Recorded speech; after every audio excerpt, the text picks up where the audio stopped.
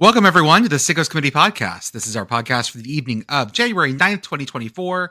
It is officially the off-season, I guess if you don't count the Dream Bowl, which is the Ivy League All-Stars versus the Japanese College All-Stars. That's happening in a couple weeks. You know who's playing in that? Who is? Boogie Night. Oh, is he really? Boogie Night. Woo! There we go. Definitely got to watch that. This is the one last year that they played on ESPN one time at 2 a.m. And we kept asking them, like, hey, are you ever going to replay it? And they just didn't say anything. So who knows? So that should be fun.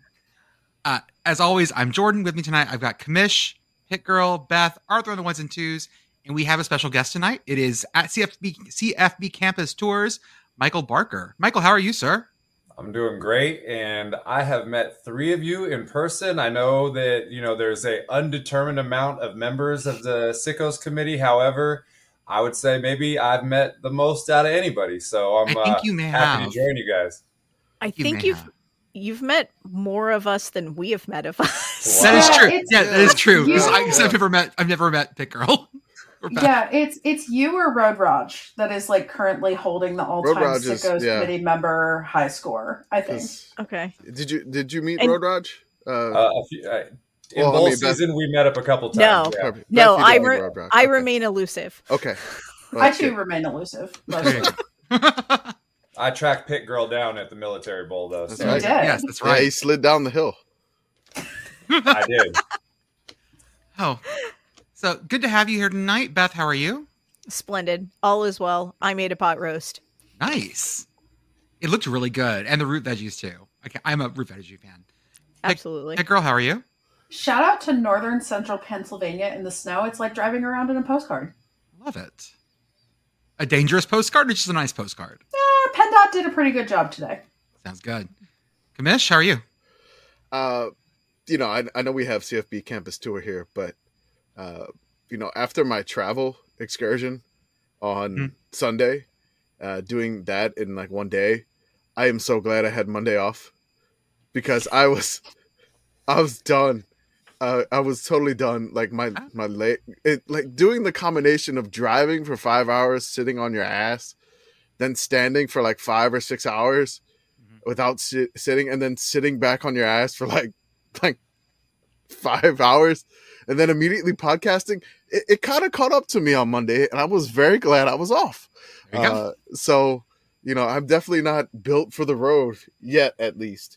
But, hanging on. It's Tuesday.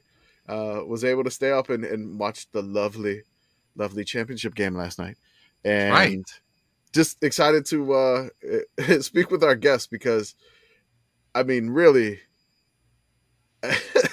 we got a lot of questions. And we got a lot of followers that have a lot of questions. So let's get going here.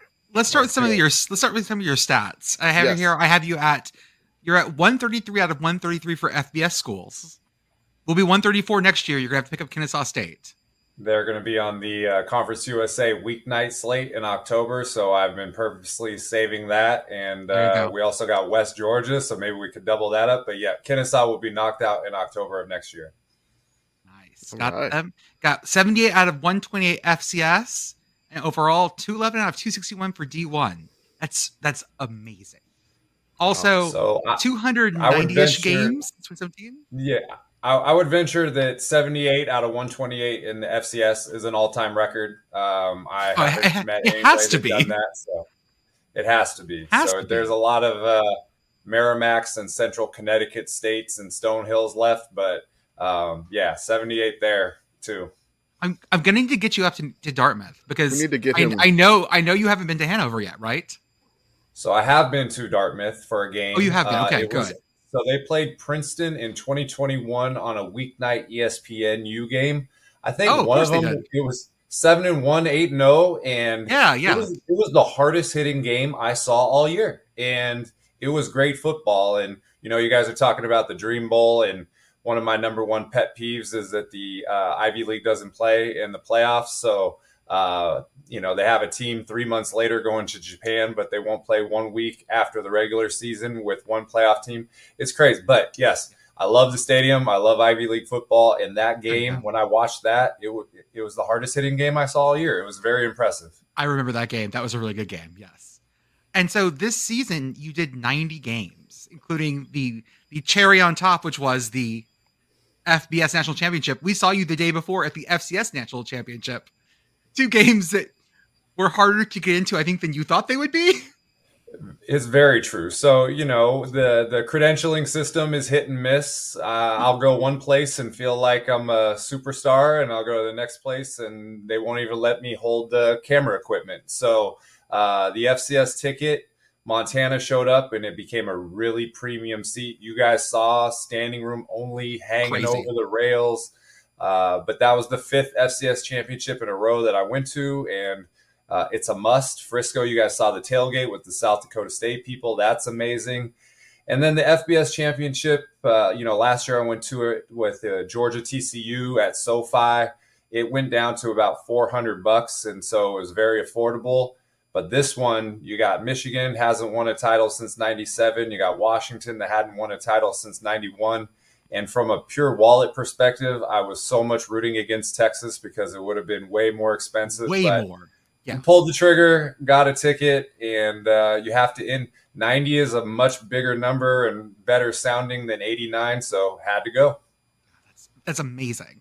So how do you normally get around to all these games? Do you fly to a spot, then drive? Do you rent? I don't know. I just have to, I realize I'm going to have to buy a new car because my Honda CRV with 230,000 miles is about to go. So yeah, how do you get around?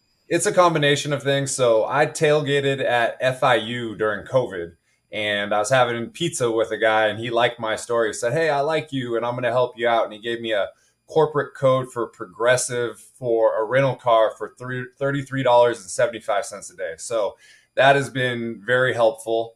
I think I had 104 rental car days this year. So multiply that by 33, or, you're talking about $3,500 right there, but that's a savings. And then, you want to fly when you can. I'm not a masochist that's going to drive 3,000 miles for a Thursday game or anything like that.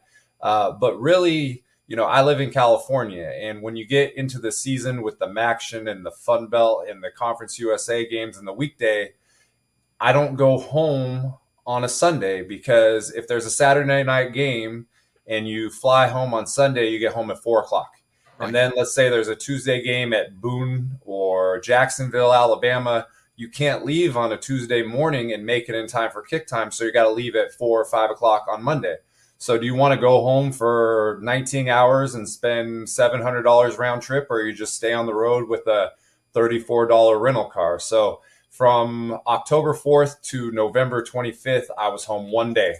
And the rest of them, I stayed in 2 hotels all year. And so whatever the rental car I have, I put the word hotel in front of it, Hotel Camry, Hotel Jeep Cherokee. And, it's the glamour life, hashtag sarcastically, because, you watch Twitter and you go, hey, Mike's at this game, and the next day he's at this game. But, Kamish was talking about the grind of one game, and it takes your legs away from you. You get tired. You got to figure out where to go to the bathroom. You don't have a microwave. So there's a lot of things, but this is my 7th year doing it. It's so much fun.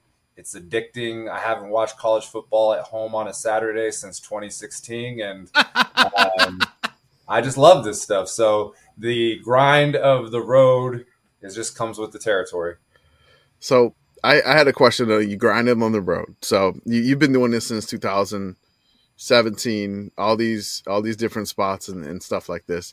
So last year you had Ben Chase doing crazy road trip. I think he decided to just stay on the road the entire time. Yeah, I think which was crazy. He went through like a rental, and I forgot what he named his vehicle. I think he ended up with 2 or 3 rentals. Betty White, his personal Betty White van. was his personal van. Yeah, I remember Betty. I couldn't remember. It was Betty White, which was that was, like you said, you're not a masochist. So he's driving from like Gainesville, Florida, to like Montana or something like that. I mean, he's doing crisscrossing the United States, which, I mean, you seem to have this down to a better logistical pattern than I guess Ben, what he was doing last year. Also, Road Raj decided to just basically, I'm done writing for the Ringer. I'm tired of just watching college football. I want to experience it. I want to go to that. I think he did 62 games this year. Yeah. So, and I think Ben did like 77 or 78, maybe 79. Exactly. I don't know. do you feel some sort of like, is there like a rivalry between you? Because when we met Road Raj at the FCS championship game, he was like, I think he hates me. And no way. No, he didn't say that. I know. I just don't start this shit. No, the rival road trippers. Oh, you had a plot twist. So, yeah, I was just joking about that. No. So to answer your question, a couple things. Number one is, if I joke that your stadium number is your military rank, and wherever you are, that's where you're at. And I'm at the top, but you have two choices. You can either say, you're never going to catch me, you're not as good as me, or you can try to elevate people and help them out, because you can't get to 80 unless you get to 12, right? Yeah, so right. When Ben started last year, his first week, he went to a Thursday night game at Missouri State, and he reached out to me, and I sat with him most of the game. He had a little audio diary, and I, gave him some tips and tried to just encourage him. And he started to get going. And, Ben is much better at self-promotion than me. And so by mid-season, he didn't need me to help introduce him to people. He already had himself all over the place. Roger, he has had a really strong debut, huge, 100,000 followers on Twitter, getting in the Goodyear blimp and all that stuff. So, he made things happen. He got funded by Money Lion. So that's something that I've never done. There's not a rivalry because honestly, next year, I already have people who have quote tweeted my stuff and said, I'm going to beat this next year. Yeah. And to me, I never went to bowl season because I love the home road dynamic of a college football stadium. But I did 69 in the regular season. There's 6 FCS playoff games, and that's already 75. And I was like, okay, if I gut it out and go to the Gasparilla Bowl and the Quick Lane Bowl and all this stuff, I can put up a big number. So it's not going to stand forever. My goal is really to see a game at all 261 Division I schools, and there's a lot of places left where you can't do 2 games on a Saturday. Knoxville and there's a lot of East Coast schools that don't have lights and don't play after October 1st. They don't play afternoon games. So long-winded answer, but I'm here to support everybody. I'm proud of what those guys did their rookie year. We still talk and text. I mean, I had a thought that we should have a podcast, us 3 guys, and just talk about life on the road. But yeah, they impressed me. But 90 will be up there for at least hopefully 12 months. Oh, I think that it's fascinating to hear y'all talk about it, because as much as I would love to, in my mind, I go, I would love to do that. And then the actuality, like the actual things of sleeping in my car and doing that thing, I go, oh, you know what? The dream sounds so much better than the actuality. No, thank you. I'll pass. I will live vicariously through you. And that's how I love following it. Yeah. And that's, first of all, I hope I say that my eyes are my video camera and my brain is my DVR. And, when you're 85 years old on your deathbed, you get your life flashing before you. And these are the experiences. There's guys on Twitter like Jerry Quickle has 500 college football helmets, and, all these people.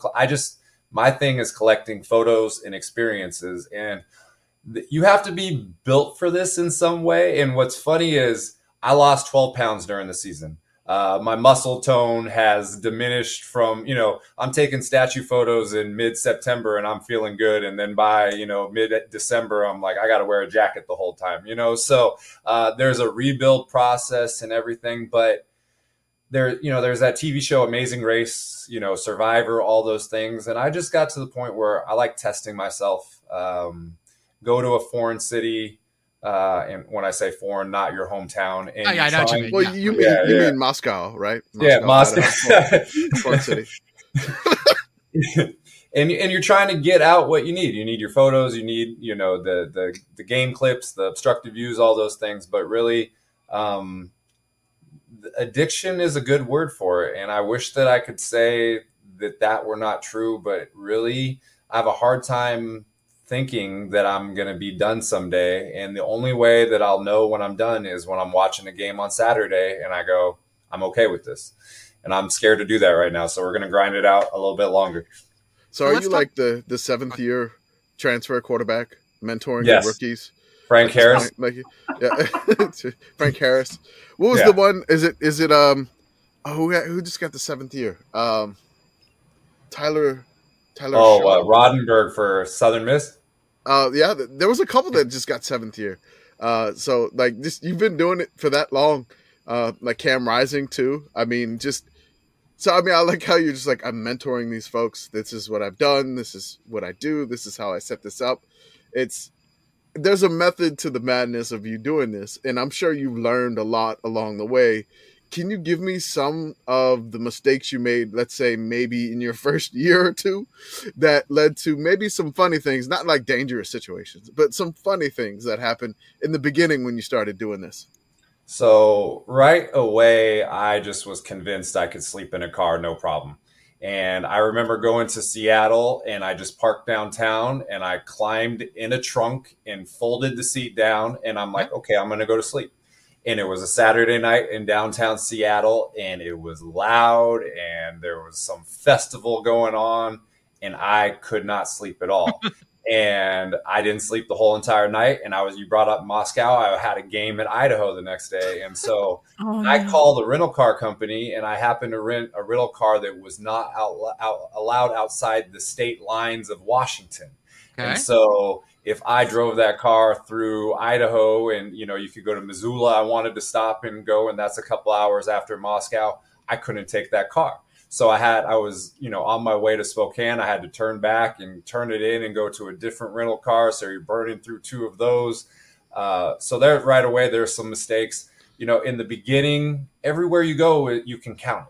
But if you are trying to do as many numbers as possible, you want to have them all in a tight geographic region. So if you do, Utah State, and then the next day you're going to Oklahoma State, well, you just left Weber State, Utah, BYU all on the table. So if in the beginning so my first year, I went to 13 games.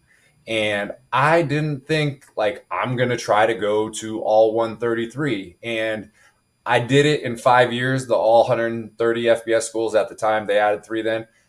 I think you could do it more efficiently. I think you could probably do it in 4 years. In the last 3 years, I've been to 100 of the 133, and 100 divided by 3 is 33, and there's 33 left to get to. So I think you could do it in 4 years. But being naive and thinking I'm just going to be the road warrior right away, big mistake.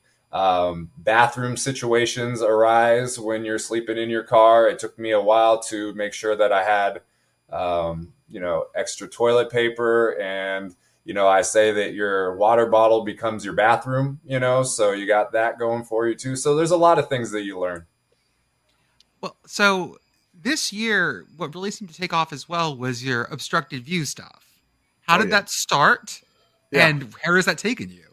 That's the fun thing that I really want to know, like, because I remember we followed you, I think last year, maybe the year Something before. Like that, yeah. And maybe like when we just started up. But like, I remember the obstructed view thing was relatively recent, I would say. Yeah. Did that start this year, or did you start that last year? So the first one, because I went back on Twitter and I searched my own tweets. There was a tweet from 2019 at Wyoming, and they call it the knot hole, which is between the press box and the stands. And it's in my calendar, you only could see about 20% of the field. But I just took a photo, and said, this is, a bad seat. Last year, when I went to Western Michigan in Maction, there's a 2-seat bleacher right next to a brick wall. And it is just one of the most unique seats in college football. And what I did differently there was I had someone take a photo from behind me. And so you get the perspective of the back of my head, the fan looking. When I do it, I try to look as intense as possible. Your posture is so good. You have such good posture. Oh my God. Thank you. Somebody yesterday was like, you brought national championship game posture to the show.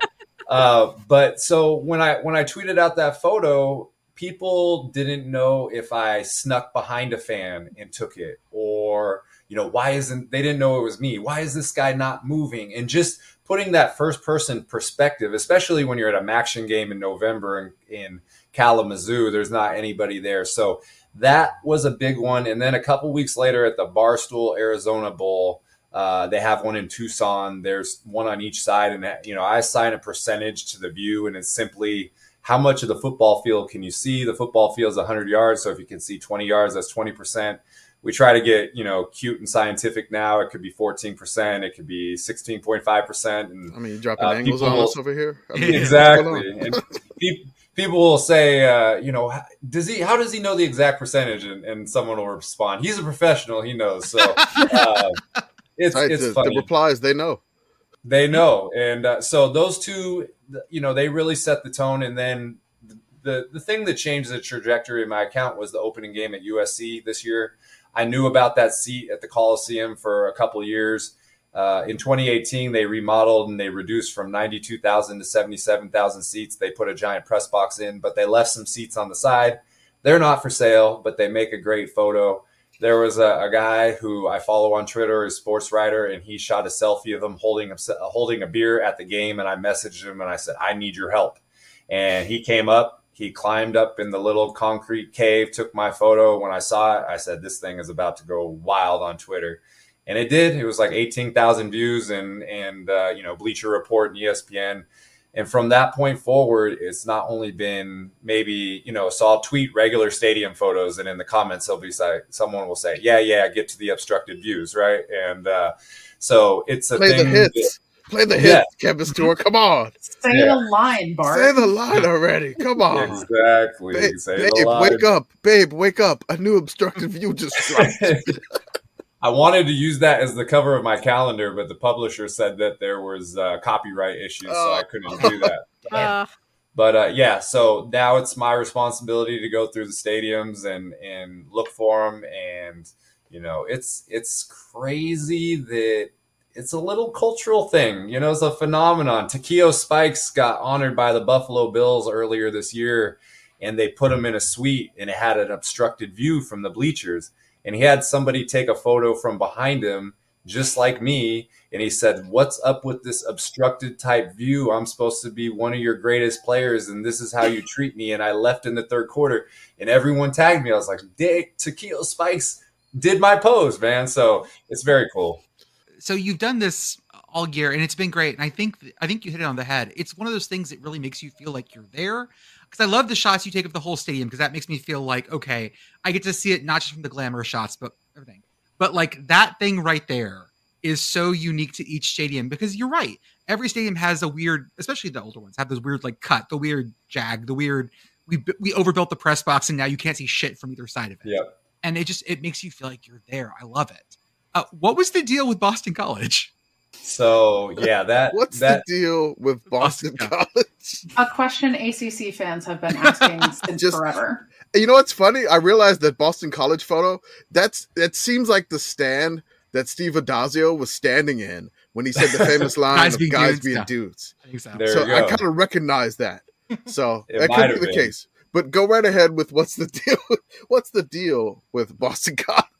So first of all, Boston College credentialed me. And I think that there's a little bit of you're indebted to us. So make sure everything you do is positive and great. And the bigger your account becomes, the more eyeballs are on each and every tweet. And so,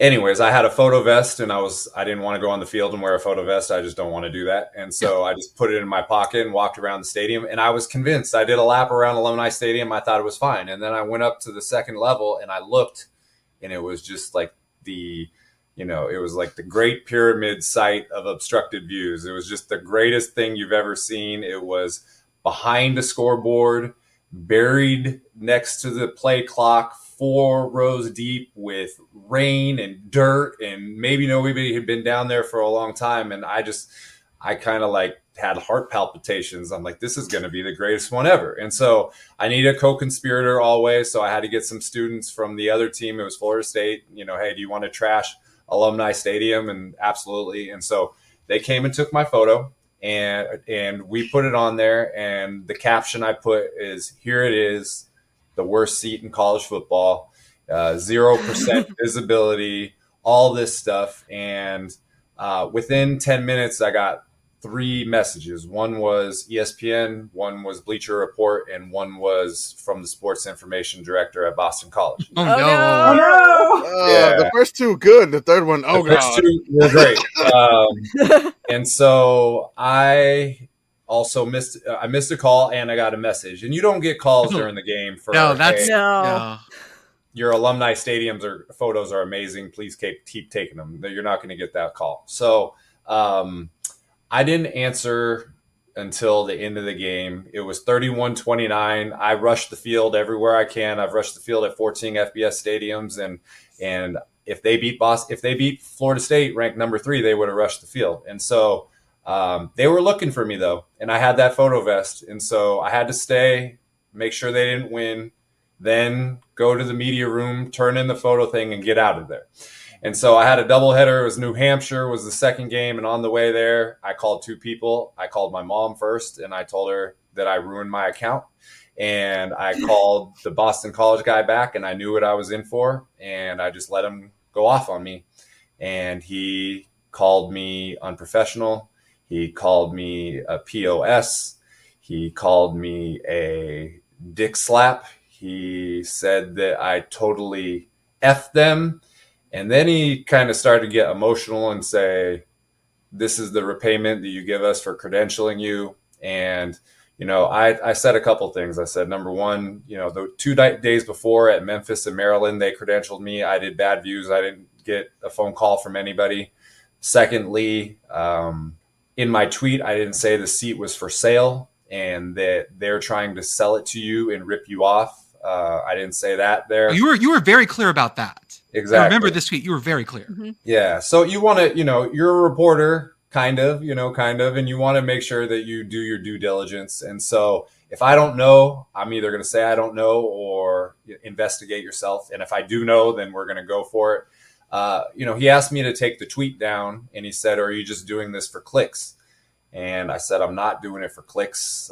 This is what I do. And so we got off the phone, and I thought I was going to get banned from Alumni Stadium. And so just to wrap it up, 3 months later, I got contacted by Farmers Insurance to go do a promotion at Fenway Park to highlight obstructed views by rescuing fans and upgrading them. And it was 90 days after that Boston College thing. So the weight of 90 days later being flown to the most iconic Boston landmark to promote the thing that got me eviscerated at Boston College. It was a full circle moment for me. Yeah, and Boston College was playing in the game.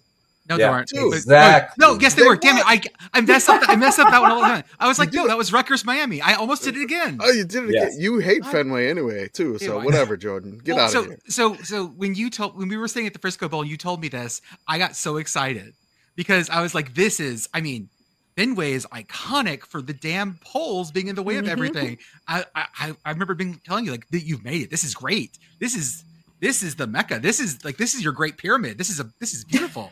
Yeah, and first of all, there's dozens of obstructed views at Fenway Park. Proudly obstructed views. Proudly, and that's right. So Farmers, they had, we had like 7 Zoom meetings, and they talked to their legal department about everything because their plan was to send me everywhere. But Fenway doesn't care if you talk about their obstructed views as part of the charm. But that was an interesting day because they had, we had PowerPoint presentations and seat targets and upgrade targets. It was very, I had releases for light image likeness on my person, but it rained like hell. And the upgrade seats were ones that were out in the open. And I was supposed to go convince. Oh, no. Yeah. So I was supposed to go convince people, hey, you don't want to be behind this pillar. You want to be out in the rain. Right. And so like 20 minutes before the game, they're on, SeatGeek and StubHub, and they say, what about grandstand 12, seat 4? And I'm running over there, and I'm like, yes, it's under the overhang, but there's a pillar, or no, this one's not. And so they pulled the trigger, probably 5 minutes before kickoff, which put a whole damper in my plan because what I wanted to do was have someone upgraded by kickoff because it's much harder to do it. So anyways, I tried to make conversations with people during the game.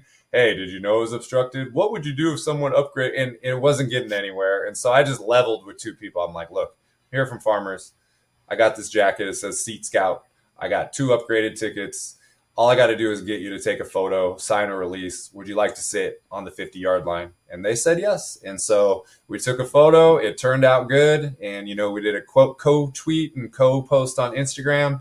And we all had a group chat going. And they said, you know, Mike, you're the MVP and you did it and all this. But, yeah, it was, like you said, Jordan, I was excited about it. But when it came to executing, as soon as it was pouring rain, I was like, this is going to be a problem. So it turned out good. That's all you could hope for. So then tell me about the obstructed view last night, because that one was great. So, you know, I show part of the way that you find obstructed views is you show up right when the stadium opens. And especially for the national championship, it's going to be sold out. You can't navigate through the stadium. There were people commenting saying, you're taking photos and there's plenty of seats available around it. Well, I took that photo 2.5 hours before kickoff because I can't tell people to get out of the way for that. So, hey, by the way, this is CFB Campus Tour. Don't you know who I am? Don't you know who I am? I am credentialed here. I'm a professional. I work with Farmers Insurance. You know what I did do, though? I had my calendar and I had it on a PDF, and the January month is Ohio State. So I'm talking to Michigan fans. I'm like, look, I'm on your side. I'm on your side. Go blue. We're boys, exactly. Go. And I had 2 shirts that day. I had both team shirts just in case whoever, you know, what's that Richard Pryor quote? I'm in all the gangs, whichever one is winning, right? Mm-hmm. That's pretty much what I was doing. So I just, you know, I found some seats before, and then when people made their way, I started talking them up, and there was this, you know, couple, and they had their older kids who hadn't arrived yet, and I talked to them, and they talked about this CFP RSVP group that people joined during the playoff, which was a group package for teams that you pay the market, the face value of the ticket, and it's a holder for in anticipation for the 2 teams that advance. And so there was one for Washington and there was one for Michigan. Well, on Tuesday, you find, you know your team won, and then they start distributing the tickets, but they don't let you choose where you sit. It's just at random, and you go there. Yep. And so the guy that I talked to, he said he found out his location. He went to a couple of online sites. There's a View from My Seats is a site where people upload photos on their own with views from their seat that they've taken, so people can use that. But really, when he got there, he couldn't see the entire end zone, and this guy was not only was he mad, but he knew that his son would be even more disappointed, and he hadn't showed up yet.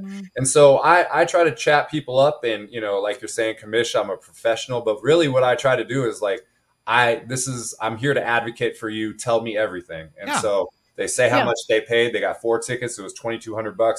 They came from Michigan. You know, they haven't seen a national championship game in their entire lifetime. They got everything looking forward to this. And then they sit down after a flight, after a rental car, after a hotel, and they sit down and they can't see it. And it's just, people try to minimize it, and because that's human nature. Oh, it's okay, I can lean forward, or I can see the scoreboard, or that sort of thing. You shouldn't have to do that. And so the guy, you know, he said, if Michigan wins, it'll be better. But I gather all those notes and I try to put it out there. And it's especially sucks because we don't want college football games in NFL stadiums if we can avoid it. And so it's a double whammy when we have a game somewhere we don't want, and then people are being mistreated. And, you know, the guy was like, oh, this should be on the CFP RSVP. Yes, but it should also be on the Houston Texans because they own the stadium and they built it there. So anyways, I try to label it and put it out there, and hopefully it has an impact. But bottom line is I'm there to advocate for the fans, and there's nothing worse than your team going to the first national championship in 30 years and you can't see the whole field. Of all the, like, they always say, oh, we're going to put these in the NFL stadiums for lots of reasons, right? They're more modern. They have better sight lines. It's not like these old college stadiums that have these weird, okay, fine, whatever. If that's your argument, fine. But then you put it in a stadium that clearly has, pardon me, sightline issues. And that just, when I saw that, my anger flashed too. Because the second you start saying they have all these modern amenities, and I think back to the number of games I have watched where college football teams are trapped in FedEx Field, like it makes me twitch. Oh yeah, that's true. Yeah. Oh, modern things like grass that doesn't take root and snapping and like tearing your ACL. The best traditions of FedEx Field. And I tell people, oh, go ahead, Commissioner. And the raw sewage. Don't forget that. You can go ahead I got a question to circle back about. Go ahead. About. Well, I wanted to say, I know it like you and Boston College have made up, right? Like you guys are cool now?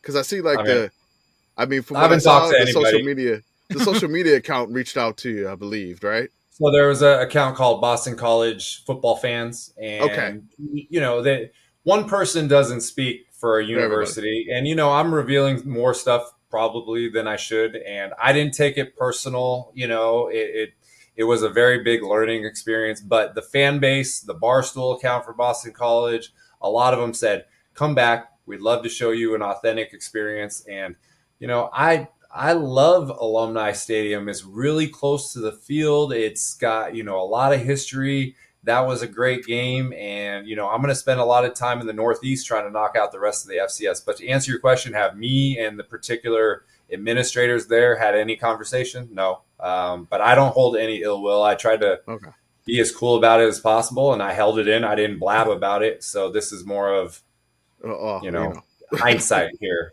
Yeah, for sure. When they called you up to yell at you, did the guy have like a real thick Boston accent, or was it like?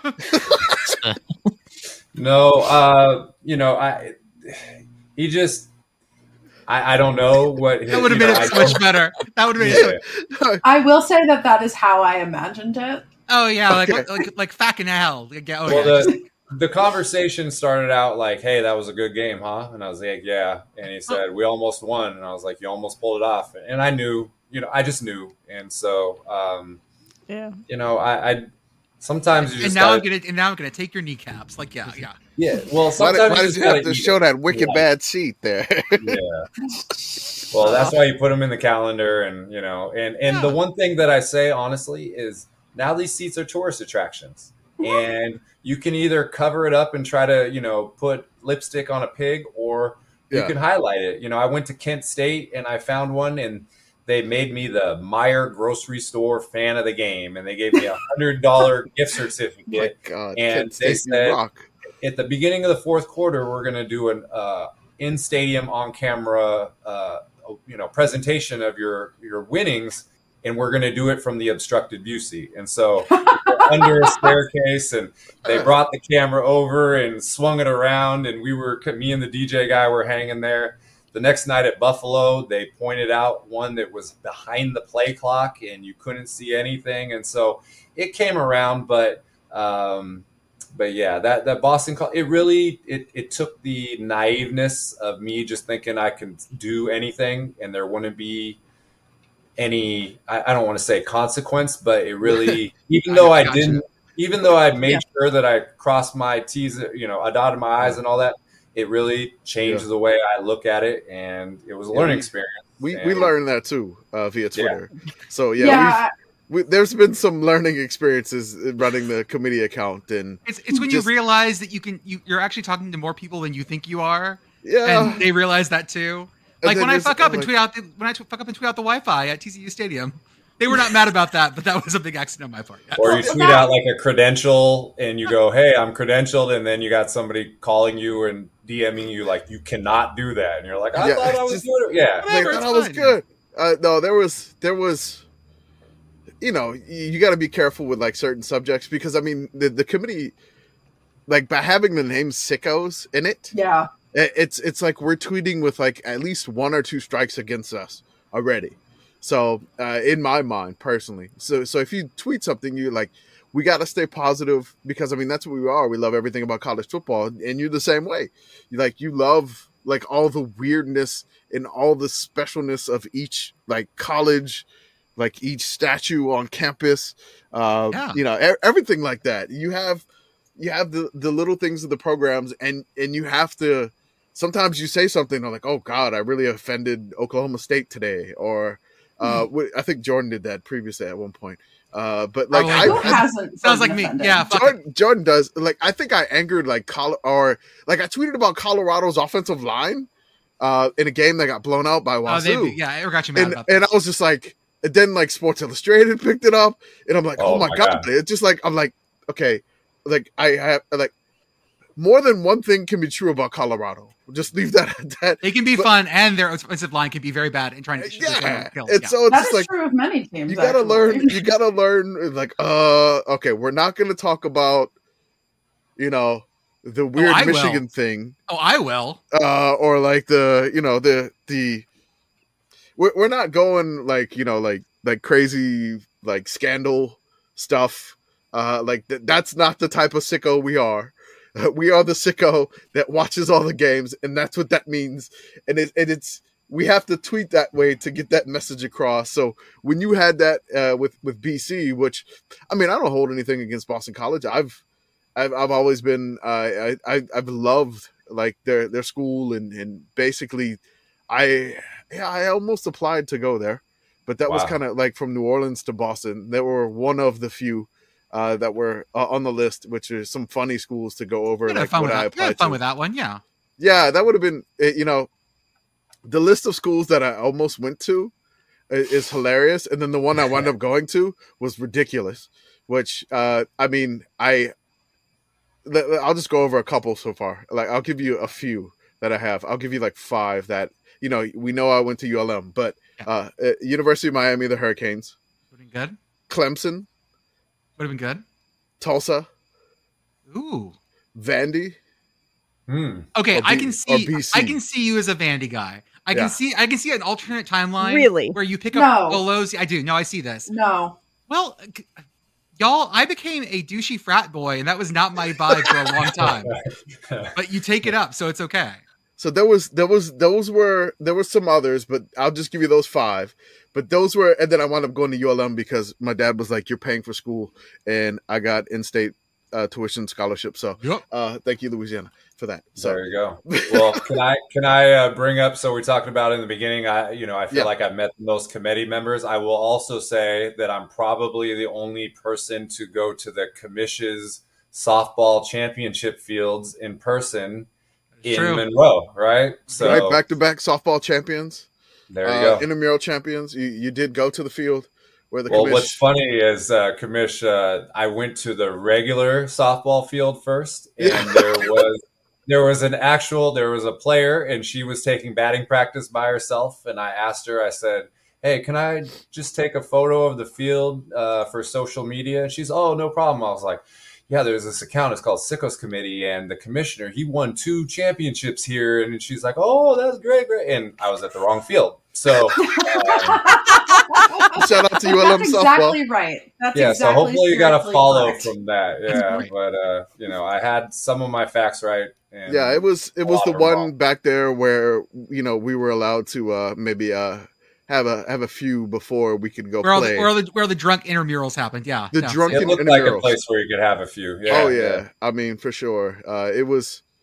It's a great, and it looked a lot improved. They built it up from 20 years ago, because I'm old as hell. But again, that's fantastic. You want to get to the questions that we got from our Twitter folks? Let me do our ad read real fast, and then do it. It's good right now. As always, even though the season's over, our Discord stays open for $5 a month. Come join us on Patreon. Get access to our Discord where you can talk about literally whatever you want this time of year. We're getting into basketball. Ben is a gymnastics reporter, and he's super into that, and he's bringing all the gymnastics news in here. We've got come yell about Ohio drivers with Pit Girl and me. Yes. Yes, please. So all sorts of fun stuff in there. We also have our special podcast, which is Commission's Corner. Beth and I we promise we're actually going to do our podcast pretty soon, which will be about cool fight songs. It'll be a lot of fun. Whatever. We also have our merch store at sickoscommittee.org, where we have some new things, including this week I'm going to get up our Ladies is Sicko line of gear. So ladies can be sickos too. And everyone knows that. We're just making sure. We also have a shout out to Message Board Geniuses podcasts. They are hilarious, and they deal with all the stuff that we just refuse to, because going to message boards hurts my brain. We have a YouTube account, we have Instagram, we have a Substack, and of course, the Substack is going to get weirder and weirder because we are in the off season. Commish is definitely going to talk about his trip to the FCS championship. I'm really like writing as much as I can right now, and I've called it the Commish's.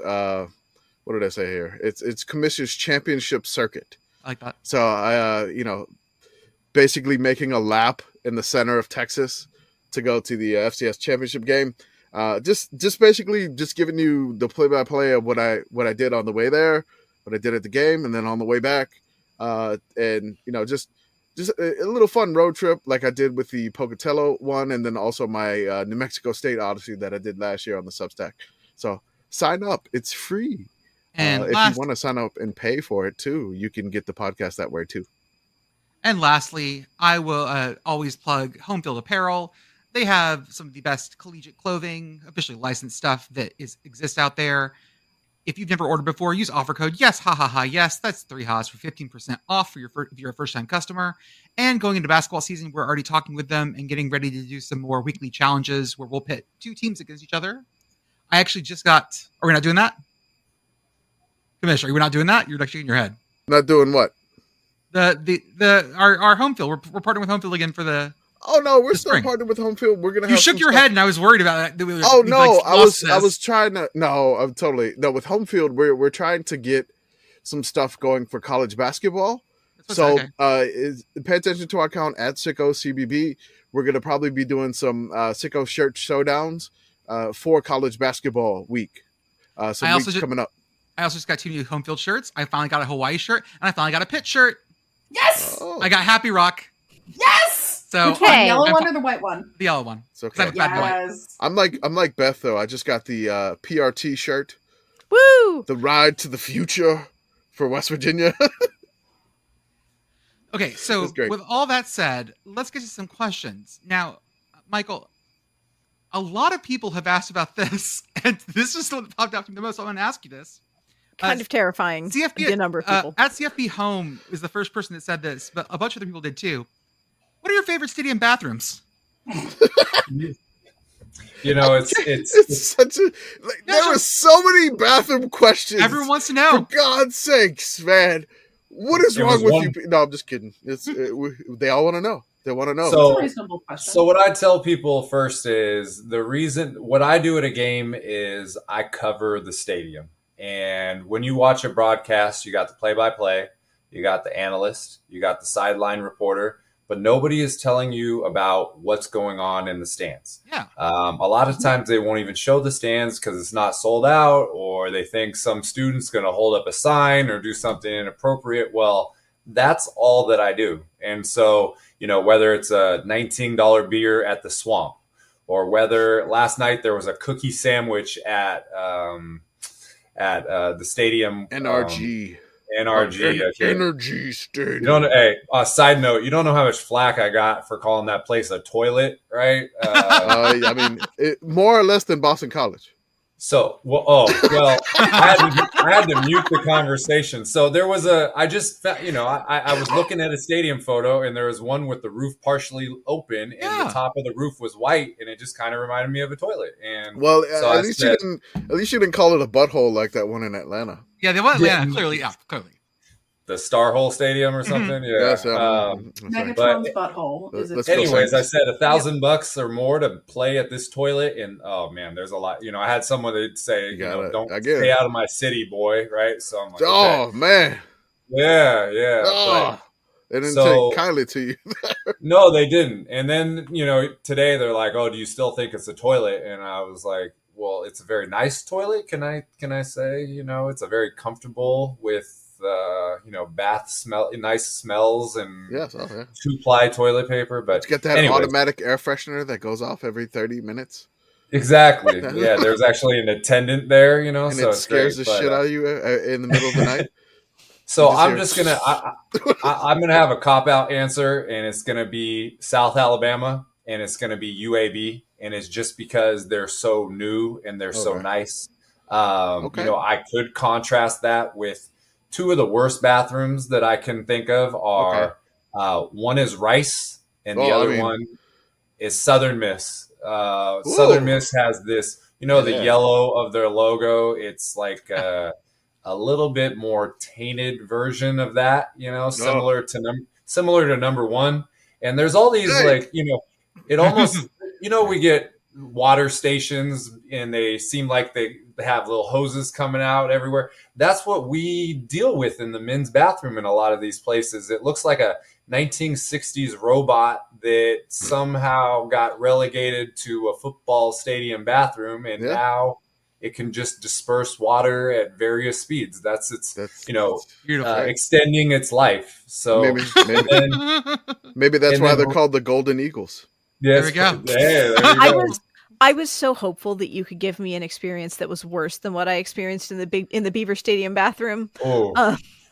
Well, Beaver Stadium, I think they're spending like $900 million to basically widen the concourses there, because you go to a whiteout game. Actually, I sat there and I couldn't sit full. I had to sit. People jams at Beaver are incredible. But yeah, I was in a bathroom. I was in a women's bathroom stall at Beaver Stadium that was literally collapsing with like me in the middle, like a tent. I shot a video and sent it to like our chat. We didn't put it on the account, but it was something to behold. Wow. That is going to live rent free in my brain forever. We don't share everything we get here. No. Definitely. There's also a famous bathroom at University of Delaware. It's a wall that people have been, it's a urinal that they've been urinating on for literally decades. And so I went there during the spring season, and I filmed a video of the stream and my feet, and somebody, you kind of can hear the whooshing noises, and somebody was like, "What a powerful stream!" And I was just kind of like hopping on to the noise that the bathroom was already creating naturally. So, and then Rice is the one that I mentioned. There's urinals that the paint is peeling right there, and it's like white and this off-color green, and so. There's a lot of adventures, but I'm going to say the best. I'm going to say South Alabama, UAB, Snapdragon Stadium. These new ones, they stepped up their game, especially Snapdragon, because that's a green certified stadium. Nice. Other ones. What's your squat max? This is at the Daryl. Oh God, I saw that. I saw that question too. So maybe before the season, it was a lot better. I will. If you're going to test me on it, I'm going to probably say like 315 right now, which is not like, pushing major weight. But, Commish, you were talking about legs being dead. When you sleep in a car, I call it baby giraffe legs when you wake up, because you have half your legs hanging off the seat, and it's almost like your circulation is cut off for, 5 or 6 hours. And then you wake up and, I'm trying to get some kind of, yesterday I did the breakfast at Buc-ee's, right? And so you're trying to go over there and get something, and your legs don't work. So probably that would be the number that I would stick to during the off season. You went with the hippo, didn't you? I did. Actually, I got 2 just because I knew that was going to probably be my best stop of the day food wise. So, I enjoyed that right before I got rear-ended on I-45, so it was great.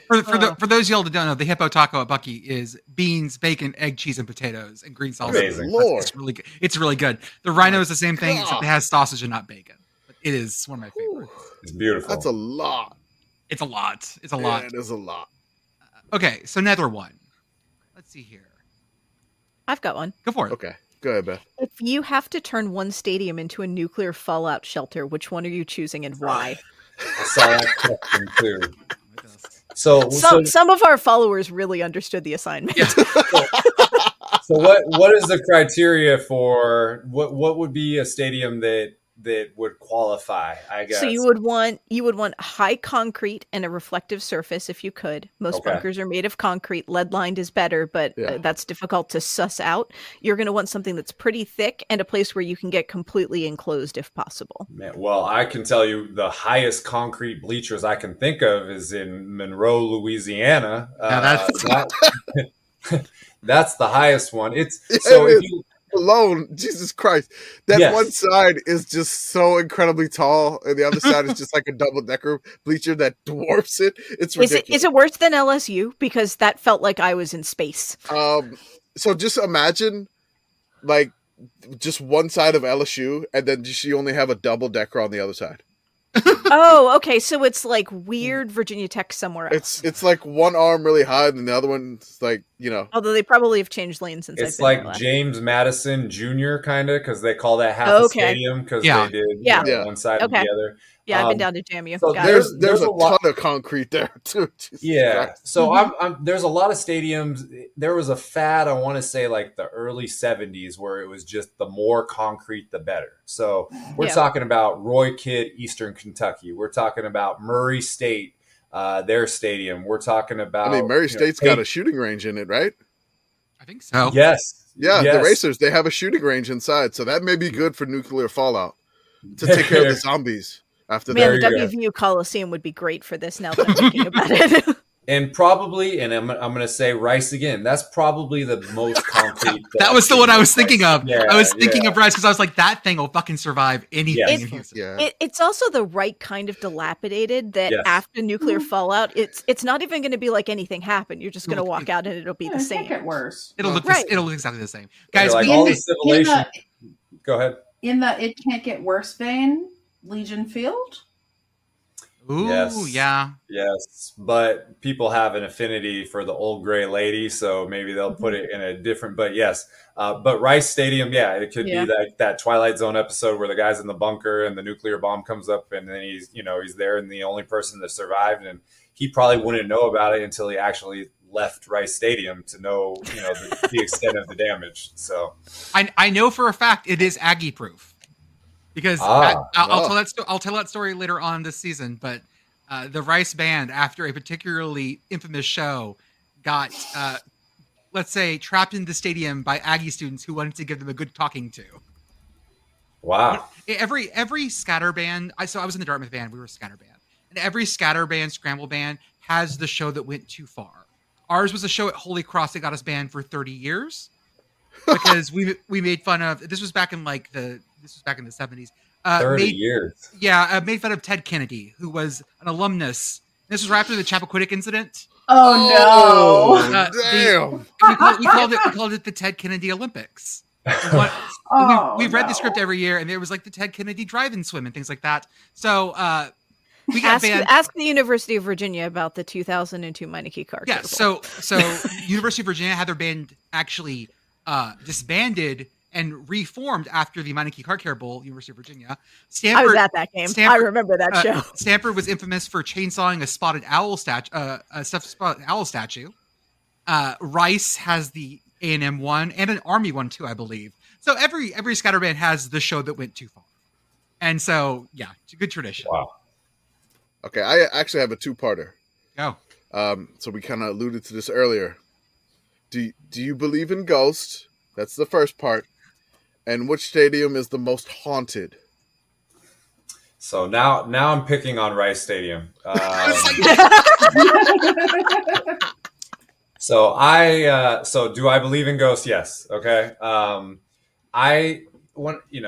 2019 there was a Friday night game, Wake Forest at Rice, and I went to the second level, and there was nobody sitting there. And I remember going towards the bathroom, and the underside of the second level bleachers, it reminded me of a Stephen King movie. It looked like just this shady alley that you don't want to go through, and you're 100% sure there's nobody up there, but there might be, and so you just left the bathroom, and that was an experience all in its own. And so lights flickering. Yeah. Yes. You hear the hoot of an owl. Oh my God. It's like that SpongeBob episode where he's looking for the murderer, but he's the murderer and he's under the spotlight of the street. Yeah, that's what I felt like. And so that one really gave it to me. And so I'm sorry. I want to get to a new game of Rice. I'm not going to be welcomed here. But we need to go. Like, what? Is there like ghost? There was a show called Ghost Hunters, right? Yeah. Okay. Oh, okay. We're going to Rice Stadium. TM. Ghost Hunter. No, we have our own college football show where we go and look for ghosts at stadiums. We'll buy all the shitty fake gear and be like, oh, here's my Audacimeter. Oh, look, it's going off. The guys who filmed Ghost Hunters were like, they started here. I can probably find those people and get their stuff. Of course they fucking started in Central Penn. I knew it. Like, of course they did. And Another one would be Franklin Field in Philadelphia, Jordan. Yes. I know you're talking about Ivy League. Oh, yeah. I want to say 1895, so it's the oldest D1 stadium. I went there. The press box is original. They still got, like phones with, the cords there and everything. And, Harvard Stadium is similar. Now they built out the upper level and the columns just for the one Yale game. They put 10,000 extra metal bleachers up there. But those ones give you the feels. So I'll say Franklin Field and I'll say Rice Stadium. Wow. You don't know this about us, but like I have an affinity for Rice Stadium. I almost went to Rice. I like Rice a lot. I have friends that went there. There used to be a big marching contest there that I went to in high school. So like I have this love for that old ass stadium, and it's one of my favorite places. It's the only one that I think is the host of the Super Bowl. We got Kennedy giving the speech, going everything to the moon there. Thing. So there's a lot of history there, and you could be in the opposite situation where you're somebody playing in an NFL stadium and you got no hope to get back to a regular venue. At least there's some history there, and they've had some good, seasons here and there, and so not picking on it, but it's the answer to a lot of our questions for some reason. Hey, girl, do you have a question? I do, courtesy of follower hobby_bear. And sort of relevant to something that I found on Twitter today, which was Michigan players walking out with college football playoff chairs and being super excited about the folding chair, and me having no idea what was going on with that. Wow. What is the weirdest thing that you saw in a stadium not knowing the traditions of a given school? Oof. That's a good question. I will say that I was weirded out by Midnight Yell. I knew about the tradition of the event, but I didn't realize that it was a cringe 1940 pep rally thing where guys in overalls were... I don't even know how. I mean, you guys have seen the clips of it. I've been to one of them before. Yeah, I know. Yeah. Look, I have an Aggie in-law. I have two Aggie in-laws. I have an Aggie cousin. I also have my favorite cousin, which I shout out cousin John. He went to A&M for a semester, and he said, "Fuck that, I'm going to Montana." And he graduated from the Grizz, and then he wound up going to like Oxford. And then after he was done with Oxford, he like went to the University of the Bahamas. So shout out cousin John. Hey, cousin John, hell yeah. With the legend, we gotta get cousin John on here. He's insane. Apparently he's into some UFC fighting now. I don't know how this happens, but whatever. Shout out cousin John. I will say that if you want to get a crowd going, just put on Bon Jovi, "Living on a Prayer," and it wakes up everybody. And is that like extra motivation in Rutgers? I mean, yes. Okay, all right. But they always have vote for these three songs, and it's always John Denver, it's Journey, and it's Bon Jovi or Sweet Caroline. Those would be the four. So it always makes your what's that John Mayer on Chappelle's show where he goes into the barbershop and he's playing music and then people respond? People could be on their phone, they could be in the bathroom, and then here comes Bon Jovi, "Living on a Prayer," and it's like drop everything and sing your heart out. So then what is the song you think you've heard the most this year? So if you don't like Drake, you should not go to a college football game. Let's just say that first of all. I mean, it's pretty much the pregame 2 hours going on. But that's one thing I talk about to people. So the cool thing about traveling is you see the differences. But 85 to 90% of what you see is exactly the same everywhere. There's a pregame walk, an Eagle walk, Tiger walk, whatever. There's, the certain band cheers, and there's things at the beginning of the fourth quarter, they do that. So, but everyone wants to show you why it's the best place because they graduated there and they want you to see it, and which makes the experience because you want people to have that, boots on the ground enthusiasm. But I would say, what's that? You got to pump it up. Don't you know? Mm-hmm. Pump it up. That one has been big this year.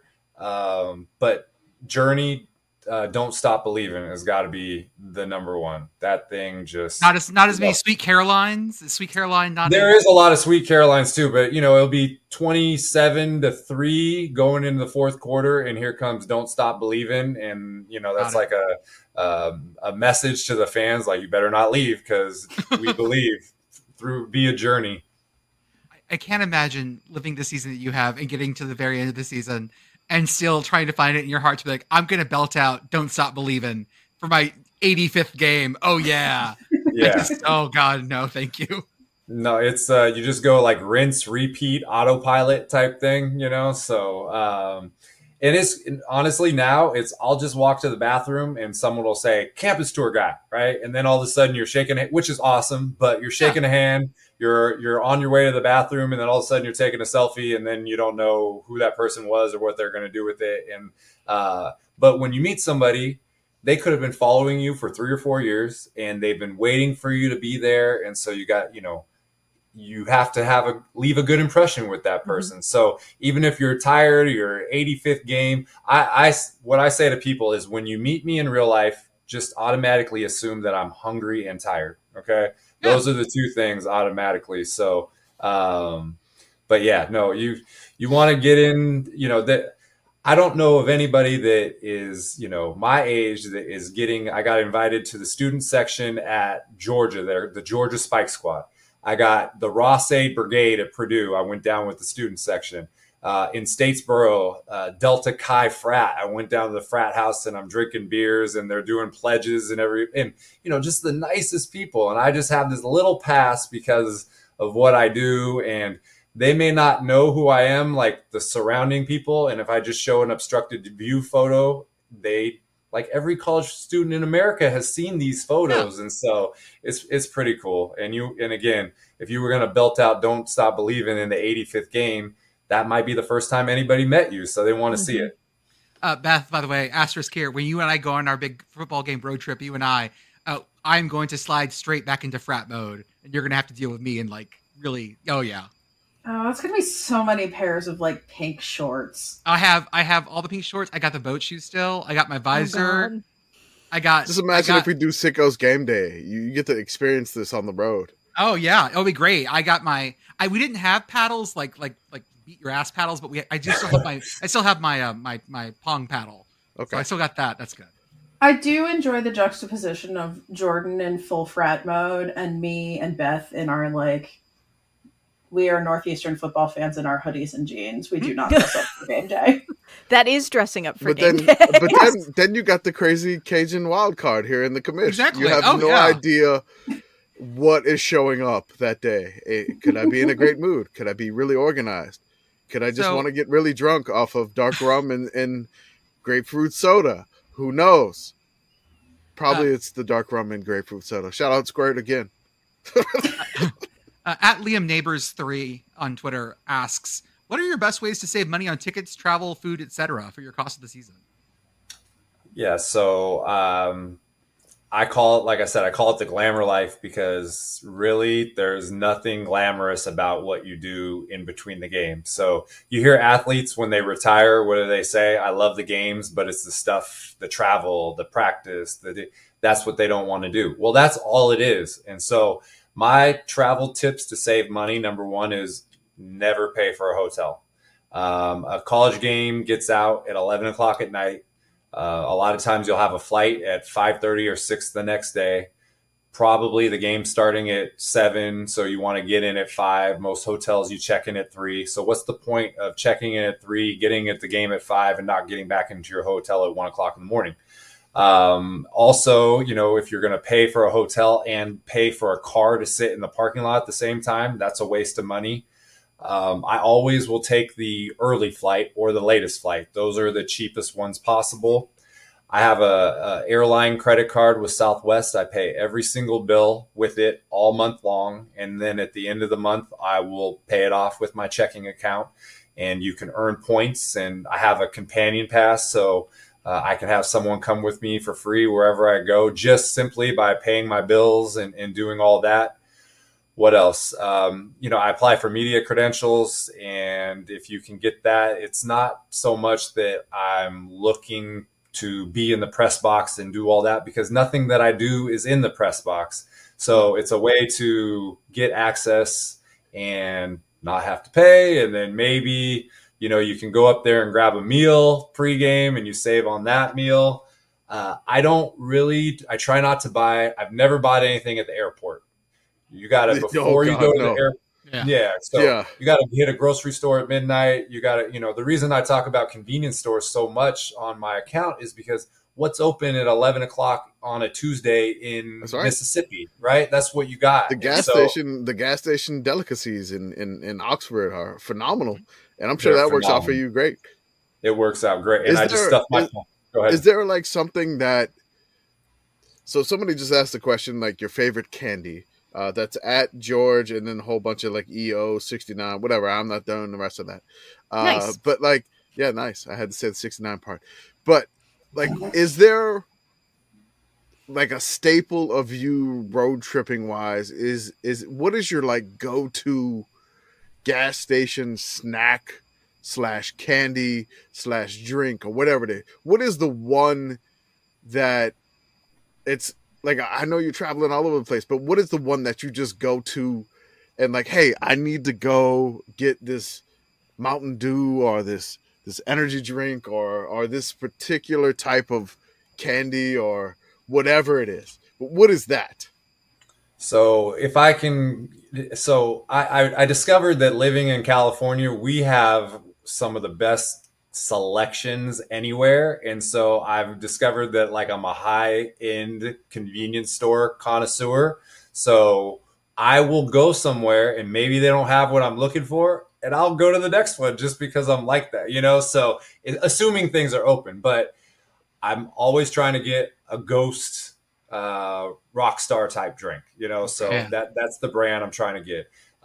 There is it's Lenny and Larry's protein cookie with macadamia nuts and white chocolate chips. I will like drive 20 miles to get that. In every Sheetz next to the donuts. Yes, yes. There's cinnamon bears. I love those, like gelatinous. You know that they're not good for you. I love that. And then if, you know, Jordan was talking about Buc-ee's, if I could get anything warm, that is a huge thing too. So any of those, I need a even if at this point, when you're staying up every night, the Rockstars are just like a placebo effect, but it makes you feel like you're getting at some point your body is so used to taurine and caffeine, there's no way it's affecting you. No, you'd have to snort direct like powdered caffeine to even like. It's like, okay, if you drive 3 hours, you get this, right? It's almost like the reward that you get. And so those would be some of the. Now I'm imagining Pavlov's dog. Oh yeah, like you get the Rockstar. The Rockstar at the end, yeah. You get the Rockstar treat at the end of the drive. That's what I do. If say it's a 400-mile drive, if I can get to 200, I get a Rockstar. Okay, let's go do that. So it works, because the worst thing, I talked to Roger Sherman about getting tired while driving, and you get the shakes a little bit. I rub my legs, because when my legs start to move, I know I got like tired legs. You know, you turn the air conditioner up really high. You put on some music that you know has a bunch of bad words in it, and you get caught up in it. So those are the tricks. But that's a scary thing, because the secret weapon in traveling is driving. And you can cover a ton of ground if you're willing to do it. But there are plenty of nights where you got a 9-hour drive and you got a 12-hour window, and you've been on the road for 25 days.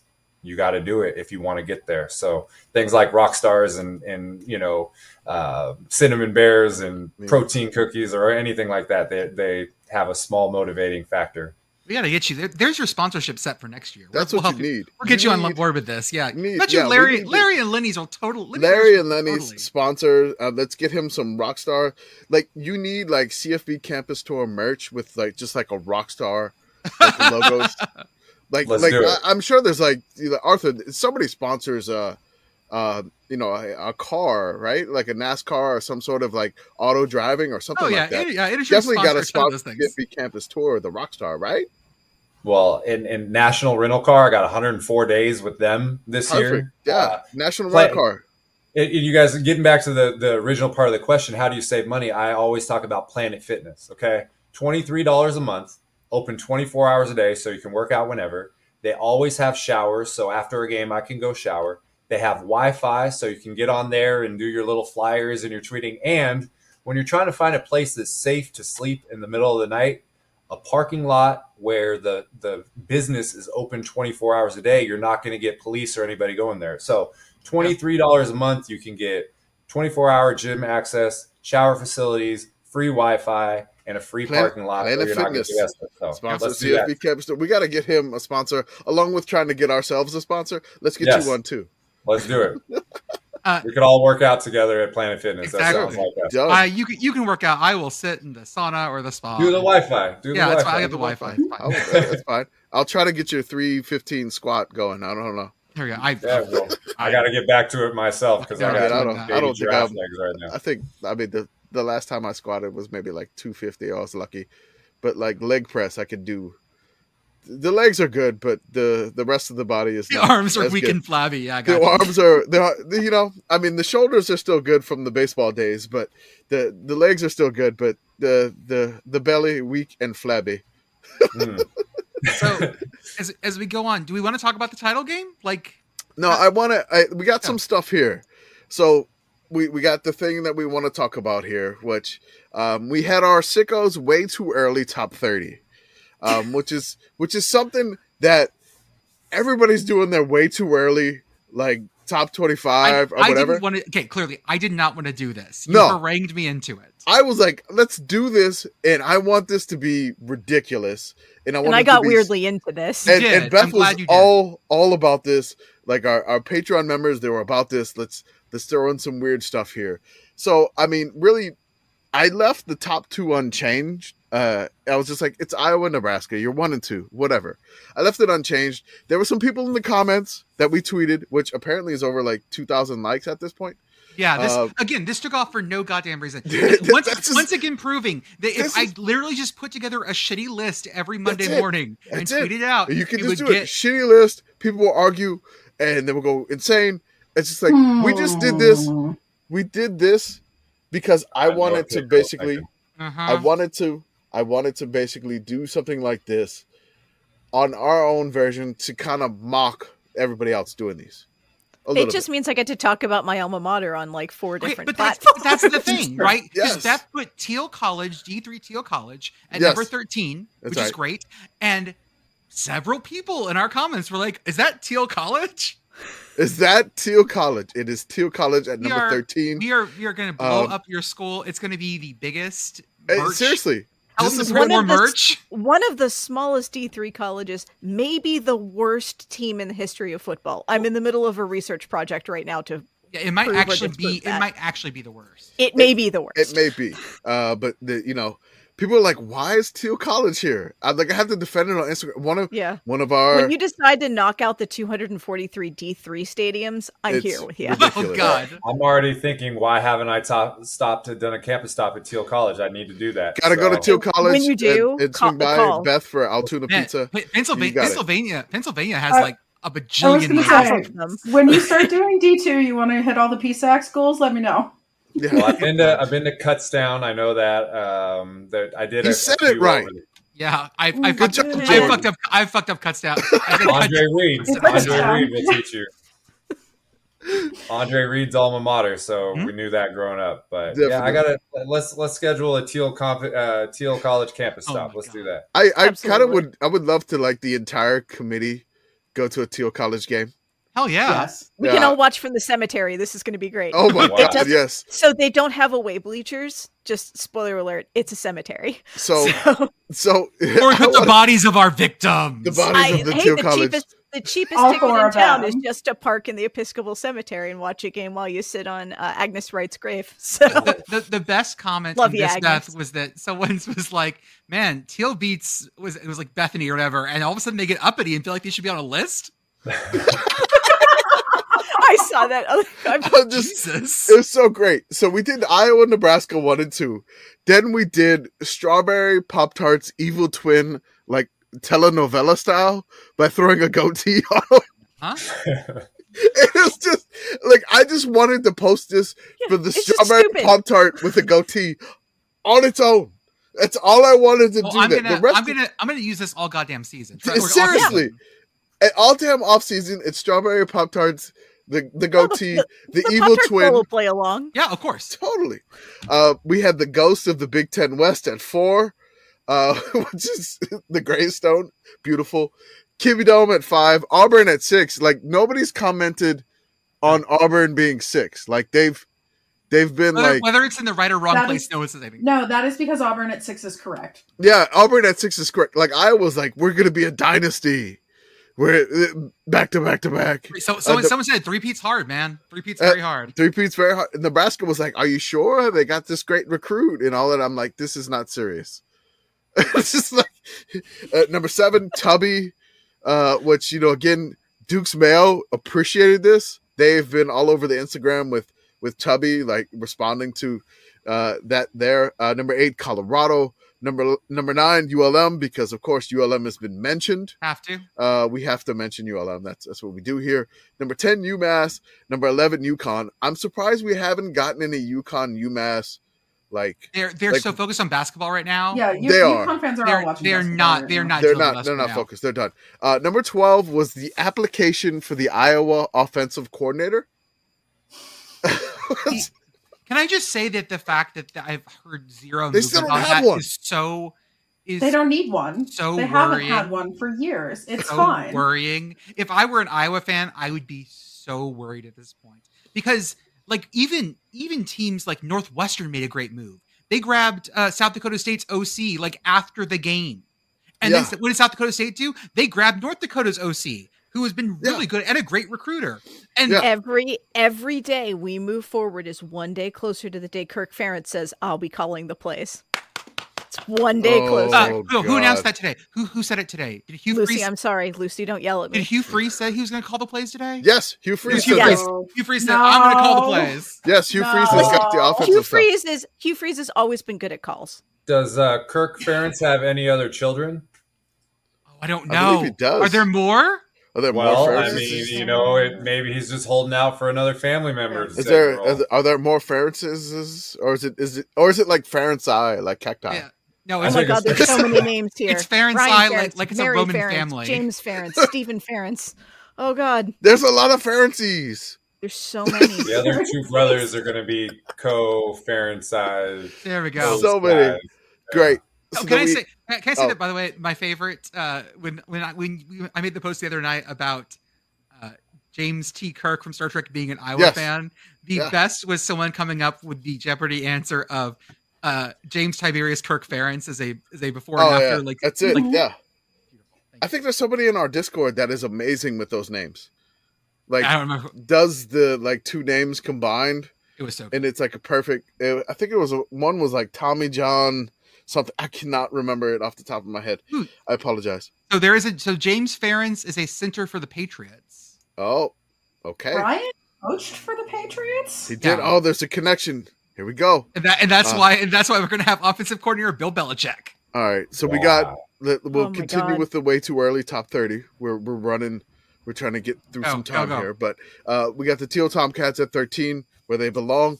Texas A&M at 14. Nobody said anything about A&M either, which is weird. So I guess that we nailed that one. Mm-hmm. Then we have Maction at 15. The CW. Somebody said the CW was way too high. Oh, I see. Which I disagree. But then we have Miami at 17. I didn't realize you did 18. that. Yeah. Rutgers beat Miami in a bowl game. We fucked that up. No, I did that on purpose to have it backwards. That's right. Want to stir some crap here. Syracuse. I'm sorry, not Syracuse. Stanford. I'll get to Syracuse later. Because Syracuse was mad they were not involved. And then there was another section of Syracuse fans that were like, thank God that they weren't involved. So there was like Cuse fans mad that they weren't ranked. Other Cuse fans that were, thank God they weren't ranked. So Stanford, including the Stanford Tree Twitter account 19, we had the Mountain West Pac-2 Alliance, which somebody said that you put the Mountain West and then the Pac-2 was like the math term I'm looking for it. An exponent. The exponent of the Mountain West. So I was looking for the math term and I could not find it. The Mountain West to the Pac-Tooth power. Yeah, this is Pac-Tooth power. That's right. This is some differential calculus that I cannot do. Yeah. Lovely. Then we had Cal. Somebody said, is it like the school or is it a person? A guy named Cal. Yeah. Or a guy named Cal? I just said yes. Somebody was mad that we had New Mexico State at 27 instead of 22 because we could have had the dueling Pistol Petes. Oh, that would have been good. It would have been good. We didn't think about that ahead of time. So Sam Houston was 22, Oklahoma State 23, Minnesota 24, Kennesaw State, brand new FBS team, 25. 26 was the 6th-year quarterbacks, which I wanted 6 and 17. I know it didn't fit, and I couldn't find a good picture to represent it. That's my fault. It's okay. I cheaped out on that one. It works. It's fine. Like 6-year QBs. There's only a few 7-year QBs. We had New Mexico State at 27. 28, it's the Hawaii and the Hawaii test. 29, it's Delaware because they are playing the weird year that doesn't count. Yeah, their transitionary year. The transition year. So their whole year doesn't count. I don't even know what they're going to do. Whatever. And then number 30, I had to get 30 in. So it was either Syracuse or Perry the Pylon. And I had to get Perry the Pylon in. Like, I had to give the nod to Perry the Pylon ahead of Syracuse. So Q's fans that were mad that they didn't make it, blame Perry. We love the Pylons. Q's fans that were glad they didn't make it, thank Perry the Pylon. So during the game and afterwards, people were being very morose about the lack of football coming up. And, you know, here we always like to bring in other kinds of football for you to watch. And I listed some of the leagues that are coming out. Some of the ones we've seen before and some of the newer ones. I got yelled at because I missed some apparently. But first off, our favorite, the Italian Football League, is a league of people in Italy who play American football. Because if you just Google Italian Football League, it comes up with Serie A, which is not what I'm talking about. Serie A. My team, Sassuolo, is not doing great this year. I hope they don't get relegated. Last year, we found it interesting because Toledo, Ohio, was the location of the championship game. Not called the Pasta Bowl. I keep wanting to call it the Pasta Bowl. Last bowl. I wanted to call the game the Pasta Bowl. I believe the game itself is the Italian Bowl. Of our hearts. I believe it's called the Italian Bowl. Can we just do it, and then maybe the Italian Football League will adapt it and call it the Pasta Bowl? So I so badly want this to be like a Four Seasons Total Landscaping thing where they were trying to put it in Toledo, Spain, and they bought tickets to the wrong one, and no one will admit it.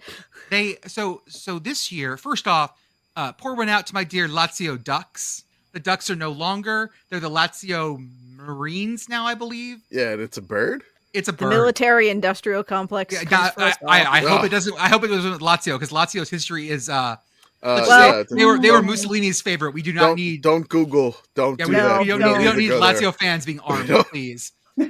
Don't Google it. But they're playing the championship, the Pasta Bowl that I'm now calling it that, in Italy this year. But next year they are back in Toledo, Ohio. Okay.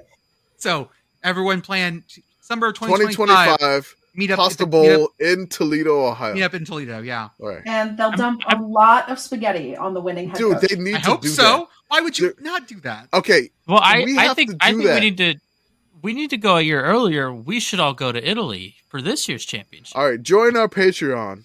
Get us to Italy. Get us to Italy. Get our asses to Italy. I also kind of love us having our own Passover blessing to each other that is just next year in Toledo. Next year in Toledo. Yep. Done. CFB Campus Tour will come with us.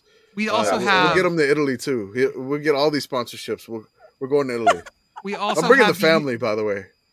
You're gonna have to because they're not gonna let you go by yourself.